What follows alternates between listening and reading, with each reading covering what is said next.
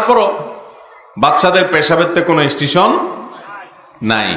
Pampers খোলা রাখছেন না, পরায় কিছু সময়ের জন্য রাখছেন, তখনই দেখা গেল সে ছেড়ে দিল, তো কি হবে? এর উত্তর হলো যে বাচ্চা যদি মা বাবা বা কারোর কোলে পেশাব করে দেয়, ছেলে বাচ্চা যদি হয়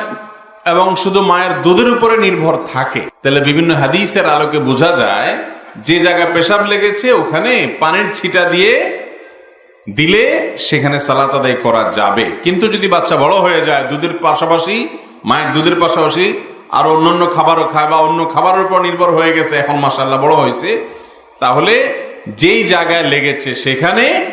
আর মেয়ে বাচ্চা হলে সর্বাবস্থা সেই জায়গাটাকে ভালো করে ধুইতে হবে। ধরেন কথার কথা, কাপড়ের একটা জায়গায় লেগেছে, বেশ বোঝা যাচ্ছে এখানে পেশাব লাগছে, তাহলে যেখানে লাগছে ওই জায়গাটাকে আলতো করে